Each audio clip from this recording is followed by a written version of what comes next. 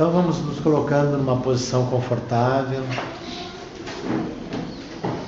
elevando o nosso pensamento ao nosso Pai de infinito amor e bondade, aos nossos mentores e guias espirituais, a espiritualidade amiga da nossa casa, essa falange abnegada do Dr. Bezerra, agradecendo por podermos estar aqui reunidos agora em nome do nosso Mestre Jesus, para estudar essa doutrina que tanto nos consola, nos ilumina, nos esclarece, nos auxilia na compreensão de toda a nossa caminhada espiritual, de onde viemos, de onde estamos, para onde vamos. Obrigado a todos os benfeitores espirituais que auxiliaram o nosso dia para que transcorresse dentro de uma determinada normalidade, para que aqui pudéssemos estar reunidos em nome do nosso Mestre Jesus.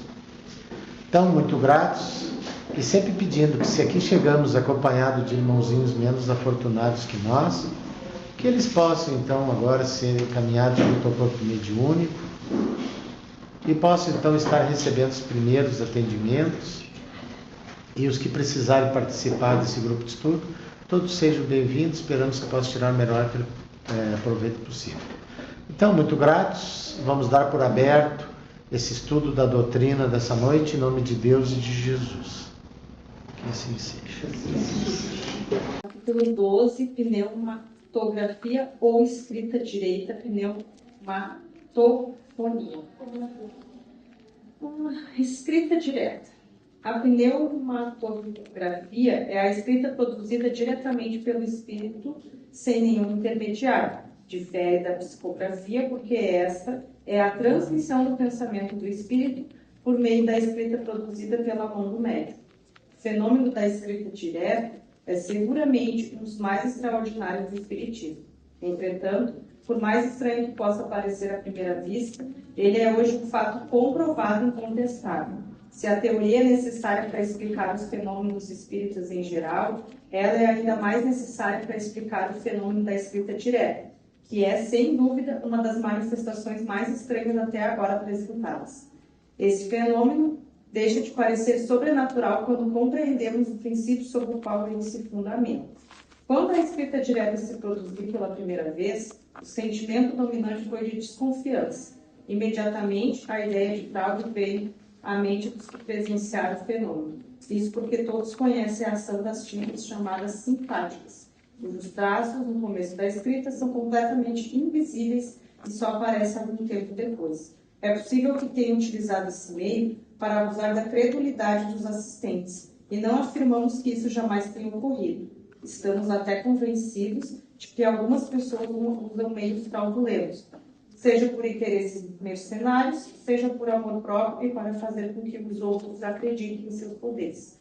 Ver capítulo 28, Fraudes e Mistificações, item número 2, Fraudes espíritas.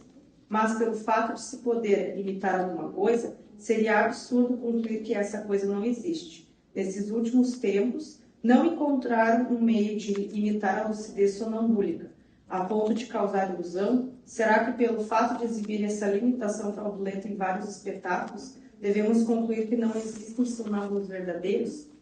Pelo fato de alguns comerciantes venderem vinho falsificado, devemos concluir que não existe vinho puro? O mesmo acontece com a escrita direta. Entretanto, as precauções para garantir a sua realidade são muito simples e fáceis. Graças a elas, hoje não se pode ter a menor dúvida a respeito da veracidade desse fenômeno. Observações. Pneumatografia é a escrita produzida diretamente pelo espírito, sem o concurso da mão do médium. Psicografia é a escrita produzida pelo espírito com o auxílio da mão do médium. Vocês se lembram o que é a escrita direta? A escrita direta é o seguinte: eles pegam a folha de papel, colocam dentro do armário e tá bem. Escritor brevemente sobre isso. Tá. E aí o que acontece? Quando abre a porta, tem o texto escrito, ninguém mexeu. Aí o que os caras desconfiavam, começaram a desconfiar? Que a pessoa que ia lá pegar já tinha um texto escrito lá dentro. Em vez de pegar aquela folha lá, ele pegava outra folha, que já estava escrito, certo? Mas depois se fez experimentos que não tinha folha nenhuma lá dentro. E nós já vimos isso no outro capítulo, no início do livro, de como existem os objetos materialistas, supostamente materialismo. Você lembra como é que eles faziam? Como é que uma pedra que era lá no terreno, lá aparecia aqui na minha casa? Como é que um objeto, uma corda, eles traziam ela não era desmaterializada, não era Mas nada. ficava invisível. Só deixava ela invisível. Aí, tá, mas estava fechada a porta, como é que a corda ia passar? Eles ficavam esperando, quando tu abria a porta, eles passavam por a coisa Invisível. invisível. Hoje se sabe, tá, que existe aeronaves que estão sendo feitos testes aí. Uns dizem que é por tecnologia Alienígena. Hã? Alienígena. Que são tecnologia reversa, tá, que eles fizeram, tá, de alguma coisa. Porque teve os militares no Chile, não é que nem no resto dos países, tem vários países que são assim. No Chile se trata do fenômeno ufológico abertamente, todo mundo sabe que isso acontece, os militares estudam, qualquer pessoa que vê alguma coisa manda para eles, eles estudam. Então tem um vídeo que tinha um helicóptero militar voando no Chile, e eles estavam filmando. E aí eles viram o seguinte, eles estavam com um aparelho de infravermelho no helicóptero, que é aquilo para buscar alvos, e eles viram um objeto vindo no céu, deixando um rastro, como se fosse uma fumaça, voando, perto do helicóptero, ao lado. E aí eles filmavam aquilo com a câmera normal e não aparecia. No infravermelho estava o objeto ali. Então, o que esse objeto tinha? Uma espécie de humano de visibilidade. Uma tecnologia para isso. Ele não estava desintegrado. Ele estava apenas invisível ao olho normal. Porque ao infravermelho ele era visível. Então, provavelmente, esse fenômeno espírita, se a gente observasse ele com infravermelho, ou com um tipo de comprimento de luz, de onda diferentes da luz, a gente conseguia observar os objetos sendo transportados. Talvez isso seja apenas uma tecnologia que já é conhecida no plano espiritual, porque eles dizem que no plano espiritual é de 50 a 70 anos adiante do que nós temos aqui hoje. Então, eu fiz esse parênteses para dizer o seguinte: isso pode ser apenas um fenômeno tecnológico que a espiritualidade usa. Certo? Porque, mas é que ele é ligado à matéria. Não necessariamente. Tá? Então, muitos desses avistamentos que eles dizem que são supostos OVNIs, isso pode ser espiritual, que foi visto, tá?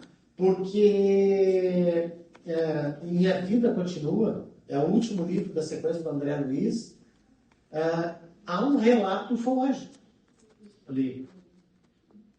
Eles estão vindo, porque assim, eles volitam, tá? Vocês sabem que todos os espíritos, quando estão mais evoluídos, eles volitam.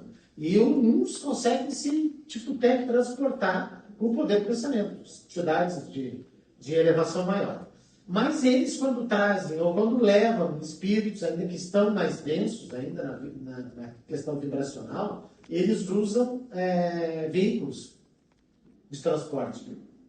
E eles estavam vindo para a Terra. Eu me lembro que eles estavam vindo buscar alguém, eu lembro se trazeram, há muito tempo que eu li esse livro. E aí eles passam por um objeto voador, que eles não identificam o tipo de voador, é uma tecnologia diferente, e esse objeto detecta a presença deles. E começa a perseguir eles. Entendeu? E aí eles tentam fazer várias manobras e o objeto sempre no encalço deles. E aí eles fazem uma oração de espiritualidade superior, e eu não sei o que acontece, e o objeto perde o rastro dele e eles conseguem continuar.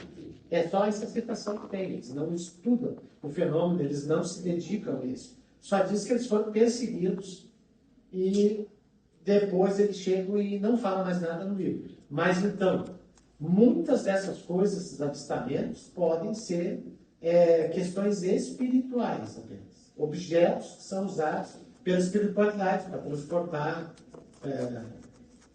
entidades, entendeu? Mas ao mesmo tempo há desenvolvimento que a gente já percebeu do ponto de vista da engenharia reversa a partir dos achados de naves e etc. Supostamente. Supostamente, né? Porque não se tem a confirmação. Da questão da invisibilidade. Que o desenvolvimento, porque a gente sabe o seguinte, a tecnologia ela anda sempre aquém da moral. Tá? Sempre ela anda adiante. As questões morais não acompanham. Então, o Vilso já falou isso aí, que em guerras é uma coisa inevitável, porque a tecnologia se desponta. Então, se fazendo coisas agora, por exemplo, um drone rendeu vários soldados russos, e eles se renderam por um drone. Então, hoje, a guerra que está acontecendo lá na Ucrânia é a guerra dos drones, que a gente já viu em vários filmes isso. Quem está mudando o cenário todo são os drones. Não se arrisca mais tanto vida humana, mas sim drones, são máquinas, né? Os ucranianos desenvolveram um manto de visibilidade para infravermelho. Você viu isso aí? Eles mostrou na televisão um soldado vestido com um capuz, e aí 3 soldados. Um numa ponta, um no meio, estava com essa roupa, e o do outro lado não. E ali no infravermelho chegava os dois, mas não chegava no meio. Ele não era um manto que isolava assim, do nosso, da nossa comprimento de onda, da nossa visão. Tá? Nós conseguiríamos ver ele. Sim, mas os infravermelhos à noite, por exemplo, não conseguiriam enxergar eles. Então, isso é uma questão tecnológica. Então, a tecnologia acaba se desenvolvendo muito rápido, claro que é um custo muito alto para o planeta.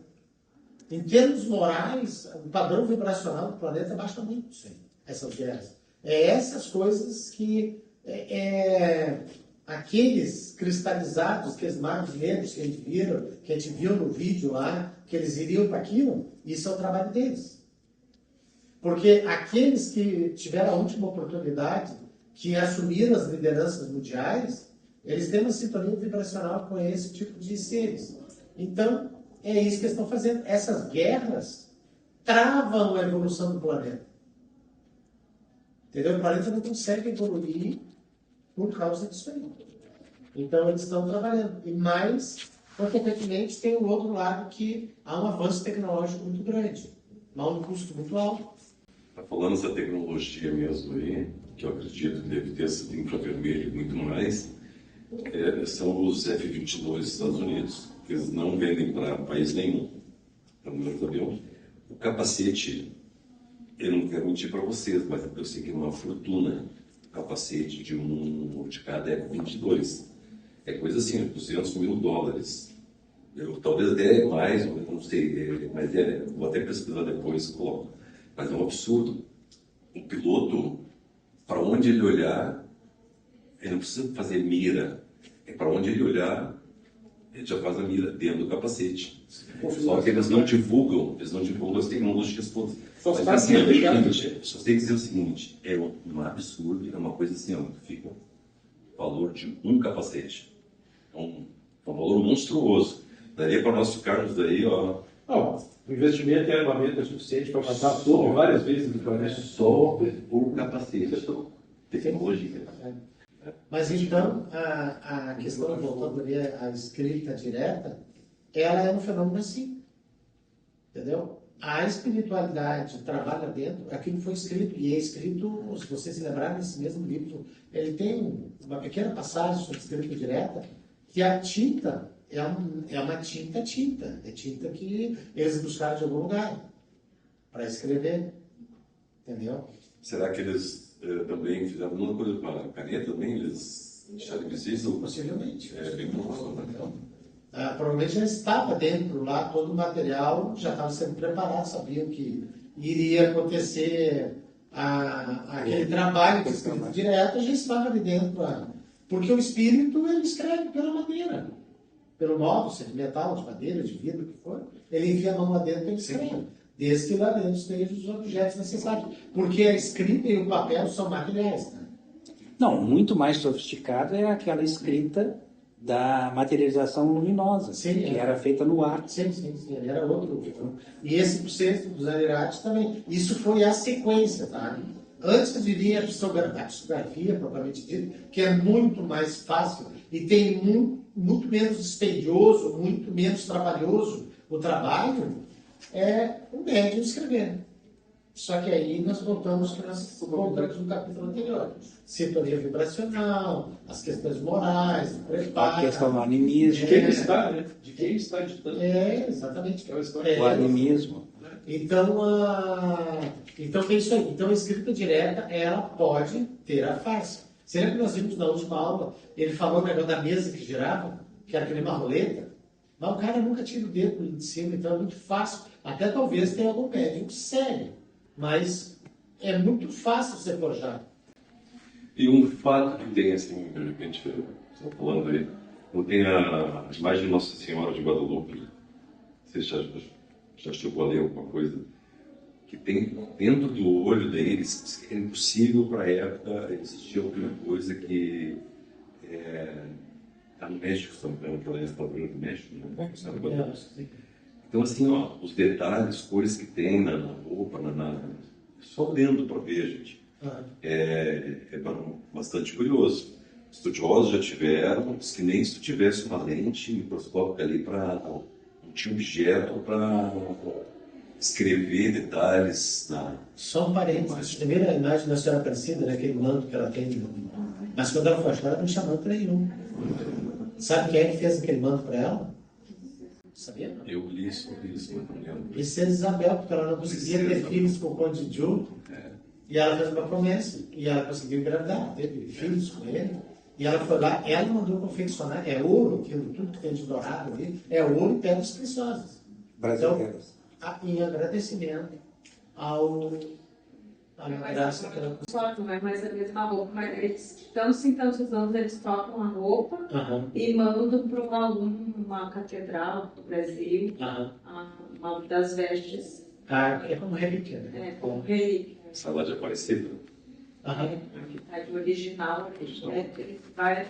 Quem colocou esse título também de padroeira do Brasil foi a questão também. Só um parênteses do Outro fato também que as freiras na capela de São José, uma escada milagrosa, se vocês procurarem, simplesmente apareceu, deve ter se materializado, e disse que faria a escada para o mezanino. Fez uma escada que a madeira não encontra lugar nenhum, não teve prego, é impossível uma pessoa somente fazer aquela escada. Então os fatos assim. Tem, acho que em outro país do mundo também tem uma escada que ela, tô olhando para ela, não parece uma escada, mas é uma escada, ela tem uns ângulos diferentes que dá uma visão de ótica. Mas isso tudo são bengalas, né? Na realidade, o que precisa para as pessoas conseguirem o objetivo lá, a graça, digamos? O que elas têm que ter? Primeiro, Merecimento. Merecimento. A fé dá o merecimento. Tá? A fé encaminha o merecimento. E outra coisa, não pode interferir com o nosso Livre-arbítrio. Nem plano. projeto reencarnacional. Entendeu? Esses curandeiros podem curar. Apesar que, assim, o curandeiro, eu estava falando isso, esse que cura, esses, pode ser espíritos, Zé Gó, no caso, o Dr. Fritz, eles têm que ter permissão da espiritualidade para conseguir curar todas as pessoas. As pessoas, naquela caminhada espiritual, o projeto reencarnacional dela pediu para que não fosse dado, vamos supor, ela não ser rica, e uma doença seria expiatória para ela, ela não vai conseguir se curar. A não ser, ninguém consegue curar ela, a não ser que ela peça intercessão e tenha méritos para isso. Porque muito dentro da doutrina se acredita na imutabilidade das coisas. Ou seja, nasceu o que está no projeto da reencarnacional, está traçado. Tá? Eu acho que isso aí é retirar uma das maiores virtudes de Deus, que é exatamente o contrário, é a mutabilidade das coisas. Porque, mas é que isso viola leis físicas. Quem criou as leis físicas? Deus. Quem é que criou as regras todas? Deus. Se Deus achar tudo bem, não diretamente, mas através dos seus propósitos, se tu tem mérito para isso, e eles analisaram que isso não vai prejudicar, mesmo que tenha pedido lá no projeto internacional. E se eles já verem assim, ó, o Zanirati já fez isso. Ele não precisa mais passar por isso. Tu pode conseguir isso. Sim, através do esforço experienciado, ele cumpriu a pena. Ponto. Ele tem mérito necessário. Então, sim, existe mutabilidade nas coisas. A prova viva é Santo Agostinho. É. E era uma pessoa terrível e foi encaminhado para um outro país e transformou completamente. Não só ele. Então, mas Saulo, sim. e depois virou Paulo, que se tu vai em qualquer igreja, até as evangélicas, é o apóstolo mais citado, e ele não é um apóstolo contemporâneo de Cristo, ele não conheceu Cristo. Mas por quê? Porque ele é o exemplo da conversão.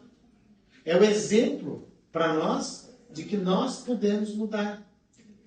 Porque tu não tem como imaginar Paulo, né? Ele era o doutor. Aham. Tu imagina. Ele era Saulo. Saulo, tu imagina, assim, tu não consegue imaginar. Ele matava as pessoas a pedrada. Sabe o que é tu ser morto a pedrada? Ele matou o cunhado. Exato, a pedra. Mas não sabia que era cunhado. Então, é uma Primeiro mártir católico. Quem era?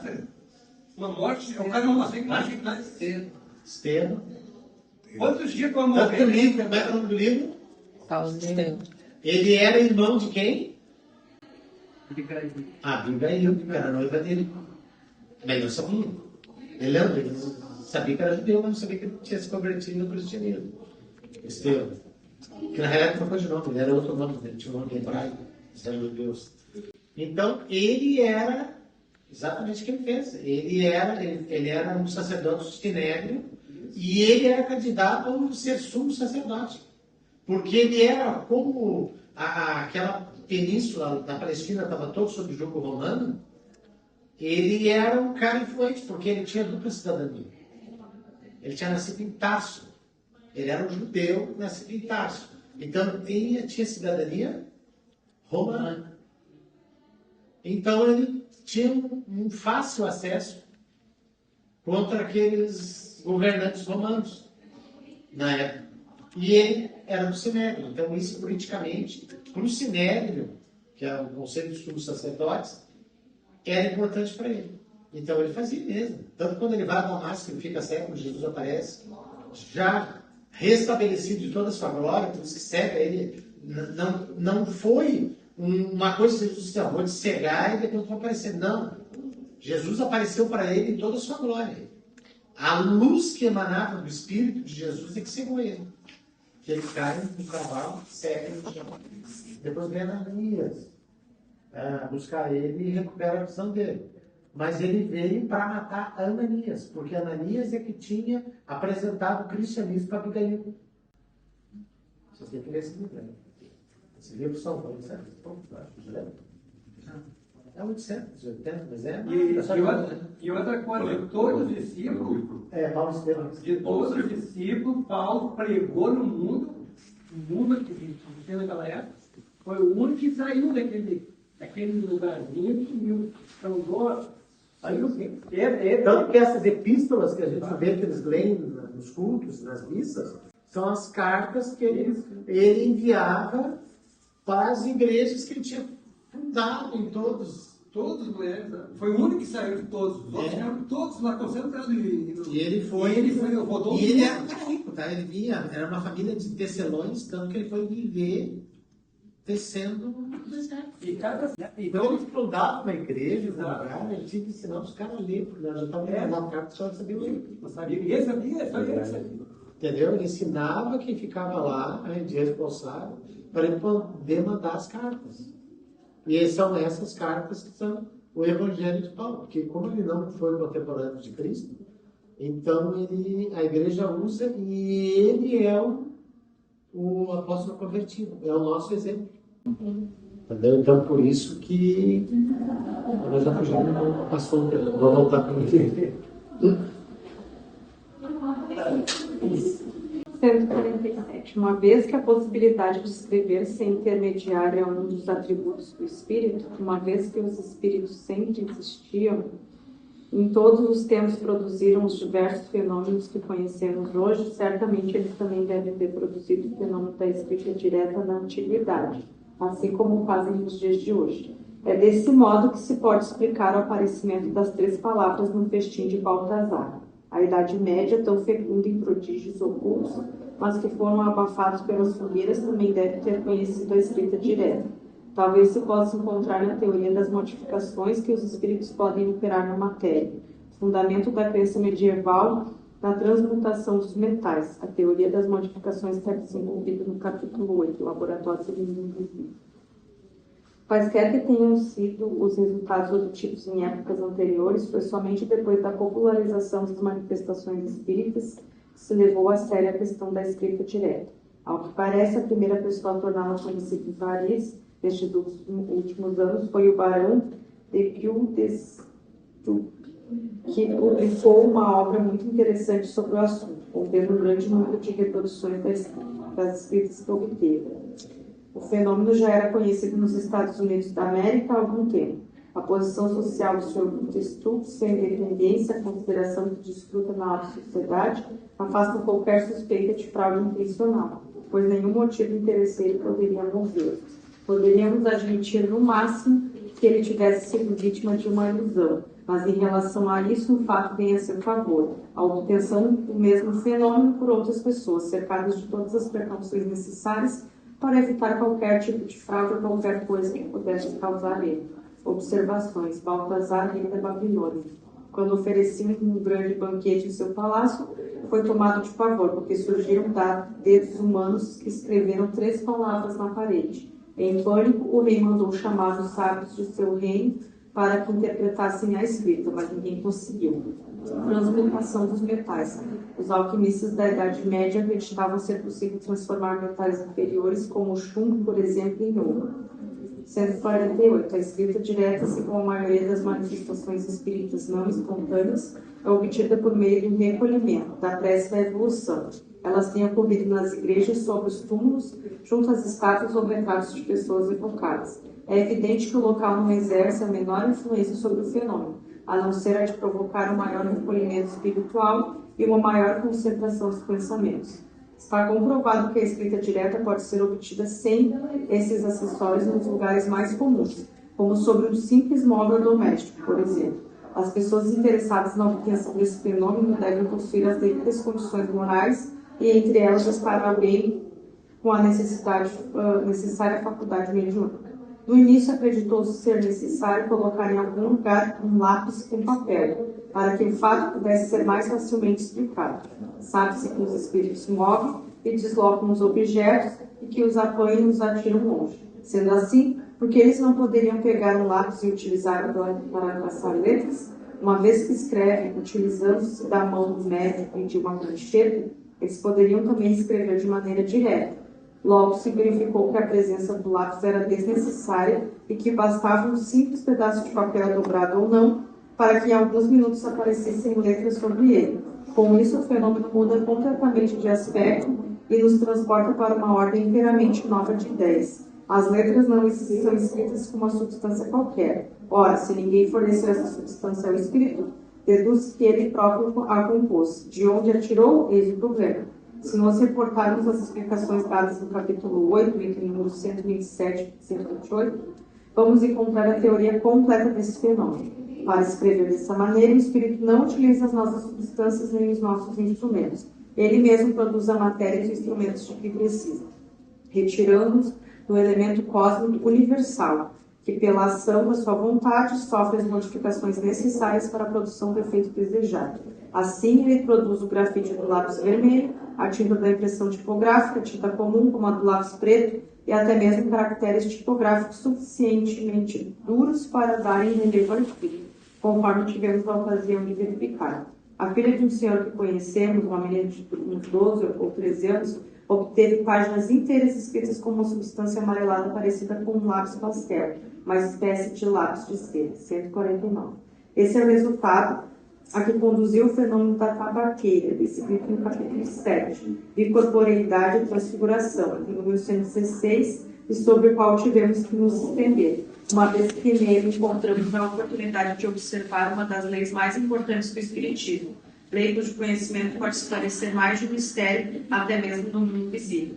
É assim que, de um fato aparentemente simples, pode sair à luz. Basta observar com cuidado, e isso todos podem fazer, assim como nós, desde que não se limitem a observar os efeitos, sem procurar as causas. Se a nossa fé se fortalece dia a dia, é porque compreendemos os fenômenos espíritas. Portanto, tratem de compreender se quiserem conquistar seguidores sérios.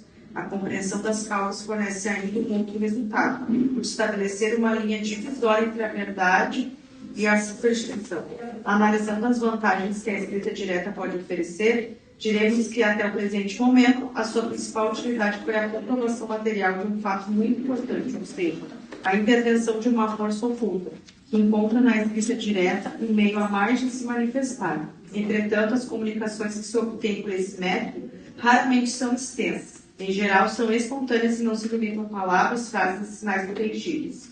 A escrita direta tem sido obtida em todas as línguas, em grego, em latim, em siríaco, em caracteres hierográficos, etc. Contudo, ela ainda não se presta a conversações contínuas e rápidas, como permite a psicografia obtida pela mão do médium. Pneumatofonia. Uma vez que os espíritos podem produzir ruídos e pancadas, também podem fazer com que se ouçam gritos de toda a espécie de sons vocais que imitam a voz humana, tanto ao nosso lado quanto no ar. A este fenômeno damos o nome de pneumatofonia. Pelo que conhecemos da natureza dos espíritos, podemos compreender que alguns deles, pertencentes a uma ordem inferior, se iludam e acreditem falar da mesma forma que falavam, quando estavam vivos. Ver na Revista Espírita de fevereiro de 1958 a história do fantasma da senhorita Clarion. Entretanto, é preciso ter cuidado para não tomar por vozes de espíritos todos os sons que não têm uma causa conhecida, como zumbidos comuns no ouvido, e principalmente não acreditar que exista algo de verdade na crença popular, de que quando o nosso ouvido zune é porque alguém está falando mal de nós em algum lugar. Aliás, esses zunidos, cuja causa é puramente fisiológica, não têm nenhum significado, ao passo que os sons da pneumatofonia exprimem pensamentos, o que nos leva a reconhecer que eles provêm de uma causa inteligente e não acidental. Podemos estabelecer como princípio que os efeitos notoriamente inteligentes são os únicos que podem atestar a intervenção dos espíritos. Quanto aos outros efeitos, existem pelo menos 100 possibilidades contra uma de que sejam devidas às causas acidentais e não espirituais. 151. Acontece com muita frequência quando estamos meio adormecidos. Ouvirmos com perfeita nitidez palavras, nomes e às vezes até mesmo frases inteiras, ditas com tal intensidade que despertamos sobressaltados. Embora em alguns casos se trate realmente de uma manifestação espírita, esse fenômeno nada tem de diferente para que também não possa ser atribuído a uma causa semelhante, a que expusemos na teoria da alucinação. Ver capítulo 6, Manifestações Visuais, item número 111 e seguintes. Além disso, aquilo que escutamos nesse estado de sonolência não possui nenhum significado, ou seja, não existe uma sequência lógica. O mesmo já não acontece quando estamos completamente acordados, porque nesse caso, se é um espírito que se faz ouvir, podemos quase sempre trocar ideias com ele e estabelecer uma conversação regular. Os sons espirituais ou pneumatofônicos se produzem de duas maneiras bem distintas. Às vezes, é uma voz interior que ressoa dentro de nós. Embora as palavras sejam claras e distintas, elas nada têm de material. Outras vezes as palavras são exteriores e nitidamente articuladas, como se viessem de uma pessoa que estivesse ao nosso lado. Entretanto, seja qual for a forma com que o fenômeno da pneumatofonia se produza, ele é quase sempre espontâneo e só muito raramente pode ser provocado. No caso ali da pessoa escrever, para ele chegar, claro, ele pode usar o fluido cósmico, mas ele, em encarnações lá, ele já tinha esse conhecimento, né? Já tinha esse conhecimento de misturar tinta, de fazer, ele já tinha esse conhecimento. Aí ele... Está falando do espírito. Isso, onde ele escreve sem material nenhum. Porque sem esse conhecimento, se eu nunca... Mas tu vê o que ele fala? Não necessariamente é sem material nenhum. Ele pode pegar um lápis de outro lugar. Sim, eu sei. Ele cita que no capítulo anterior nós vimos que eles transportam coisas, atiram coisas para longe. Não, no caso pegar um lápis, sim, eu quero dizer, tu escrever sem lápis, sem caneta, Tu pega o fluido do cosmos, fazia Aham. a tinta, fazia a tinta, depois, aí tu tem que ter um conhecimento do Não, passado. com certeza. E é Sempre muito mais foi- complexo isso aí. Entendeu? É bem Por isso que complexo. hoje se usa o médium. Mas, na realidade, o fluido cósmico, isso é fluido cósmico universal. A tinta normal também é fluido cósmico universal. Tudo é fluido cósmico universal. Nós somos fluido cósmico universal com o princípio. Nós temos 2 princípios: De animalizado e princípio inteligente, inteligente. que seria o espírito. O que nos difere dos animais que não têm o princípio inteligente. Que não foram promovidos ainda.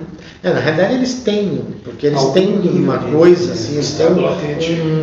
uma coisa mais primitiva, porque eles têm uma espécie de alma, entendeu? Eles têm uma alma, mas é uma alma mais primitiva. Tanto é que todos os animais vão evoluir e serão seres adaptados aonde eles forem viver. Eu posso estar dizendo um absurdo, mas se a gente observar os cachorros, né, os gatos, que estão cada vez mais humanizados pela nossa ação, Sim. eles têm um comportamento diferente dos animais do passado. Sim. Eles têm mais alguma iniciativa, não sei se é pela proximidade dos humanos, não sei. Sempre é intervenção. A nossa evolução sofreu intervenção, como nós vimos ali naqueles vídeos ali, tá? Porque assim, se a gente pegar um macaco de uma pintura rupestre de 10 mil anos, como um búfalo lá, um cervo, alguma coisa, eles eram desenhados e como é que eles são hoje? Diferentes. Não, são iguais. O que muda o boi antigo, o macaco antigo? Sim, não? o boi antigo, sim, mas as pinturas rupestres falavam de animais, como por exemplo, aquele, como é que a gente chama? Tigre. Não, o tigre desse sabe. Tá, Por mas exemplo. não estou falando de animais extintos, tá? Sim. Eu estou falando assim, os animais que tinham naquela época que eles Naquela pintavam eram os mesmos. A gente não está vendo hoje um macaco construir casa. Então, a evolução deles está ocorrendo através da natureza, a passos lentos. Nós sofremos engenharia genética, como a gente viu lá, eles preparando o cérebro para poder encarnar espírito. Eles vão evoluir e esses animais eles estão se tornando mais humanos pela influência nossa.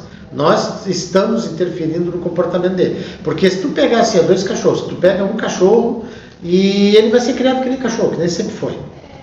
E da mesma ninhada, tu pega ele tem um comportamento totalmente diferente um do outro. Sim, se fizer isso com o ser humano também. Também é. Então assim, a evolução, isso é uma evolução pequena, porque isso não vai refletir talvez muito na caminhada espiritual dele. Ele não vai se tornar um animal melhor com isso, que ele vai poder evoluir. Ele é uma questão comportamental, né? Mas o que eu quero dizer? Eles vão evoluir, mas eles não vão reencarnar entre nós. Provavelmente eles vão um dia encarnar, quando eles tiverem já a evolução, eles tiverem cumprido todas essas etapas e eles forem levados a uns orbes diferenciados, aonde vai ser um orbe primitivo. E eles vão ser talvez aqueles hominídeos que tinha no vídeo lá, se lembra? Que eles eram totalmente extintivos, apenas com a lei da sobrevivência, os homens primitivos. Talvez a gente já tenha feito isso. Não, talvez não, com certeza, todos nós já fizemos. Nós, só tu vê. segundo a espiritualidade, nós Fala em estagiamos ciência, em mas todos ciência, o planeta os... tem não sei quantos milhões de anos e a humanidade tem meia dúzia de milhares. Exatamente. Então, É. nós somos um. E por isso que eu digo, a caminhada é longa. Se a gente subir o planeta. Para você ter uma ideia, o orbe onde Jesus fez a evolução espiritual dele nem existe mais. Aquele sol já cresceu, já colapsou e já engoliu os planetas todos. Já é uma anã branca. Porque eles podem, né, virar uma anã branca ou um buraco negro. Então, Pulsa. nós chegamos nesse momento, nessa consciência agora, e ainda nesse caminho espiritual, nós somos privilegiados. Claro. Se tu voltar para trás, Meu Deus do céu. Só o fato de tu estar aqui estudando isso e o mundo todo guerreando é um passo gigantesco. Mas eu vou dizer para vocês que é o nosso país. A gente é tolerante com certas coisas que ninguém seria tolerante. Tá cheio disso, né? Entendeu? Coisas que acontecem no nosso país, que com certeza em outros países talvez fosse desenvolver uma guerra. A forma de encaminhar o tratamento. As pessoas que estão aqui, é aquilo que nós já falamos na última aula. Os caras estão lá na Palestina se matando judeu e palestino. E eles vêm morar aqui, eles no Bonfim estão comendo churrasco, tomando cerveja. Mas aquelas máquinas que tu estava te referindo antes, os drones. De enxergar. Tá. De repente eles vão chegar numa realidade que eles vão identificar espíritos mortos. É uma questão de tempo. Há tanta tecnologia que vamos ver um corpo aqui de carne e aqui está outro corpo, vai chegar nesse ponto. Eu não sei se vocês já viram, agora o Chico, ele fazia o Evangelho no Lar na Fazenda Modelo em Pedro Leopoldo, tá? Vocês viram o filme do Chico? Um casal que chegou, o Chico começou a escrever a primeira vez e eles disseram, Chico, na realidade eles foram convidados a trazer porque a irmã do Chico tinha um obsessor ferrenho que se mediunizava nela, ela quebrava tudo de casa. Você se lembra disso? Sim, ela foi até internada no manicômio. Sim. Aí quando ela tem uma crise dessa, o Chico foi lá e conversou com o espírito e pediu perdão e tudo mais. E eles disseram assim, Chico, não é assim que se faz. Se lembra disso? E aí depois o Chico vai começar a psicografar com eles. E aí o Chico começou a fazer os evangelhos no lar na Fazenda Modelo. Então, houve muitas psicografias que foram escritas lá. E o pessoal já queria há muito tempo pegar aquilo e editar, escrever livros sobre as mensagens que vieram de lá. E algumas coisas já saíram, tá? Você sabe que aquela família lá, aquele casal, é o casal dos 50 anos depois, já falamos sobre isso. Você se lembra disso? Do livro da obra 50 anos depois, que a família Lúcius, tá? O primeiro livro é Sementes de Luz, ou Sementeira de Luz, do avô, foi aquele que apresentou o cristianismo para Célia Lúcius, o Quinéio Lúcius, tá? Aquela família veio toda igual, o avô, só ela não está ali, só ela não está. E você se lembra que ela tinha uma irmã mais velha lá? Essa irmã mais velha veio ali, tá? E ela ficou como guardiã daquelas obras. Então ela pegou agora e entregou, tinha um quarto lá, que a família ficou com aquilo tudo. O Emmanuel disse, não vamos imprimir agora, isso vai ter um momento certo. E aí, sim, o Geraldo Lemos foi visitar, ela está viva no Rio de Janeiro, está com bastante idade. E ela chegou e disse que o Quinéio Lúcio chegou, apareceu para ela e disse assim, esse é o momento, pode entregar tudo para ele. Então está com aquele Geraldo Lemos. Vocês já viram o Geraldinho? Ele frequentava a casa do Chico lá, tudo. E aí ele escreveu várias obras. Então tem muita coisa que Chico escreveu em off que não entrou em livros. Porque o que acontece? O Chico contava muita coisa e ele ficava escrevendo tudo, registros pessoais dele. E o Chico conta que estava indo numa cidade, tinha sido convidado para fazer uma palestra e eles estavam andando na estrada. Aí daqui a pouquinho, porque o Chico nunca falou isso claramente, né? Aí o Chico, quando eles viram, tinha 3 pessoas no carro, 2 na frente e o Chico sentado atrás.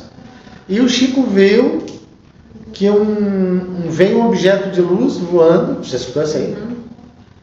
Aí ele veio, o objeto para sobre uma vaca e abduz a vaca, começa a levar a vaca para cima, para dentro da nave. E os da frente não estavam enxergando a nave, o Chico estava. E aí quando eles sentiram que Chico tinha sentido a presença deles. Então eles ficaram curiosos, como esse humano consegue nos enxergar, se os outros não conseguem nos enxergar. Ficaram olhando para ele. Não ficaram olhando. O que eles Não. fizeram? A primeira coisa que aconteceu, o carro apagou. Eles neutralizaram a mecânica do carro. O carro apagou e o carro ficou parado. Os caras ficaram tentando pegar. Era um E o Fusca. Chico, eu não me lembro que carro Era um era. Fusca. Eu não lembro se Eu era acho que era. Era um Fusca. É. Mas também esses aliens não eram do bem. Não, claro que não. É. Aí o que acontece? Um deles veio em direção ao carro, porque ele ficou curioso com o Chico, ele pressentiu que o Chico estava conseguindo sentir a presença dele. O campo vibracional. E aí o Chico ficou apavorado, ficou com medo, começou a pedir para Emmanuel, começou a orar, ele parou, travou, fez a volta, pegaram a vaca e foram embora. E isso na ufologia, e tem estudos sérios que nós somos visitados por 9 raças diferentes, tá? Alguns que não deixam os outros fazerem o que querem, desse tipo aí, tá? Que são tipo... Vocês viram O Dia que a Terra Parou? É isso o nome do filme, né? Não vi esse filme. É um filme que tem dos anos 50, tem uma refilmagem agora que É O Dia que a Terra Parou, Não, né? E o é Emmanuel- outro nome, não é esse filme. O Emmanuel disse pro Chico que eles... Mas não tem esse filme, O Dia que a Terra Tem Parou? também, mas esse aí que tu tá falando é outro, é um que fizeram uma regravação. Eles né? iam pegar... Não, aí tem a regravação, mas o original acho que O Dia que a Terra Parou. Que tem o Klatos, Esse é o dia que tem o robô que sai da nave e tudo, tá? Isso, na realidade, foi um encontro na base aérea de Andrews que teve com Eisenhower, que veio uns que disseram que isso iria começar a acontecer, que eles teriam que fazer pesquisa, porque eles desenvolveram muito e eles perderam a genética. Eles não conseguem se reproduzir. Então eles querem cruzar o DNA com o nosso para eles conseguirem recuperar a capacidade reprodutiva, tá? Então esse filme foi baseado nesse encontro. Agora está falando, porque vocês viram que o governo americano está liberando vários documentos, vídeos, um monte de coisa, de coisas que sempre foram secretos. Eles estão liberando a Bangu. E a neta do Eisenhower falou que esse encontro realmente aconteceu, que ele falava em família. E então esse filme foi baseado nesse fenômeno. E aquele ali, o Clato, na realidade, eles são tipo policiais do universo, para que uma raça no ataque acabe exterminando outras, entendeu? Isso é uma federação aí. Eles são representantes de uma federação interplanetária. Não, mas isso tudo são informações que a gente vê desse meio da ufologia. Mas o Chico falou na data limite. Vocês viram a data limite? Que seria uma moratória de 50 anos após 64. O que aconteceu em 64? O homem chegou à Lua. Quando o homem chegou à Lua, foi 64 ou 69? Não, 69. Desculpa, 69. Então, 19, tá, isso aí. E aí, 29. o que acontece? O homem domina o átomo. E o homem conseguiu sair do planeta. Então, o homem representa um grande perigo para o universo. Mas se eles estão atrás dessa tecnologia, Não, eles querem material genético. materiais raros na Lua, como eles já colocaram lá tem algumas coisas que eles querem, se eles começarem a cavocar lá para tirar, tá me entendendo, essas potências, alguma coisa vai ter que acontecer aí pelo O cachorro já está bem avançado. Exato. Já tá. Mas o que eu quero dizer é o seguinte: então agora nós vamos voltar naquele link lá de trás. Houve um encontro de autoridades interplanetárias na Lua, porque eles já queriam intervir. Porque isso aí é equivalente a tu pegar e dar uma arma para uma criança engatilhada, entendeu? Porque porque eles começaram fazendo fusão. Agora, fissão, nem se fala mais em fusão. É fissão, que é muito mais poderoso, né? Então, o que acontece? Eles, segundo o Chico, foi feito um encontro na Lua e Jesus interviu como governador do planeta e pediu uma moratória de 50 anos. Que se nós não nos destruíssemos, conseguíssemos evoluir em 50 anos, eles poderiam se apresentar, mas não teriam autoridade para fazer. Nós conseguimos evoluir em 50 anos? Com certeza. Com certeza. Desse ponto de vista. Quem é que está segurando? Não, mas Me diz quem é que está segurando. Mas olha quantas guerras tiveram desde 69 para cá. Moralmente. Não, a gente só não se destruiu, tá? Mas continuamos assim, então. Belicosos. Exatamente. Então, agora, é isso que está acontecendo, que eles estão mostrando, porque não tem como. O Divaldo falou na transição planetária que em 26 seria o ano da revelação, e é o que está acontecendo. Eles estão falando de coisas e mostrando cada vez mais, porque não tem mais como esconder. Jesus já falou, há muitas moradas na casa do Pai. Sim, moradas, o que implica? Quando ele fala a palavra morada, ele se refere a planetas? Não, aonde alguém mora. Só que a gente tem que entender o seguinte: na Lua, com Jesus, foi feita uma reunião entre seres espirituais e seres materiais. Vocês viram isso? Jesus estava lá como um ser espiritual, representando o planeta, porque nós não tínhamos condições de estar lá, como o nosso tutor, digamos assim. Essa liderança. Entendeu? Então, esse é a questão da evolução. A evolução, ela não acompanha. A tecnologia está avançando. E a moral, Sim. Mas de fato a gente evoluiu, sim. Se tu olhar o nível de. Sim, entendeu? claro, com certeza. Agora, você falou tecnologia, o cientista não tem nada a ver com o conceito moral. Não. Tem o objetivo de desenvolver aquilo ali. Agora, o que vai ser feito com aquilo ali? Acaba sempre nas lideranças. Agora vocês devem pensar o seguinte: como a espiritualidade ama a gente incondicionalmente, porque para não desistir de nós, não ter chutado o pau da barraca, porque nós somos reincidentes. Viemos para cá, nos comprometemos de fazer um monte de coisa e ninguém faz nada. Mas o bom é inclusive que, nós também, né? Mas o bom é que eles que nos cuidam, eles também foram nós no passado. É isso que dá um... Bom, eles também foram reincidentes. E alguém tem que ter a vida eterna mesmo. Então, não somos perfeitos, né? Estamos em evolução. Imagina assim, nós aqui daqui a 100 bilhões de anos, como é que vai ser de nós? Então, vai ter onde é que nós vamos estar. Nem quero pensar. 100 trilhões de anos, nós somos eternos. Tu imagina? Não, e nós vamos estar... Só Deus não vai existir mais corpo. Mais nada, né? Já vai ter... Prometo que eu nem vou pensar. Não, mas se tu pensar nessa... Estamos no caminho, né? Nós estamos no... Exato, eternamente. Solita, né? Porque os espíritos não vivem... Então faz o certo hoje. De namoro, de casamento, isso aí tudo aqueles espíritos são pessoas, anjos. Eles, que a gente vê, eles são estudiosos. Mas só para causar polêmica, então. Como é que André Luiz fala que eles têm casamento e têm partos do plano espiritual? Mas nessa aqui embaixo.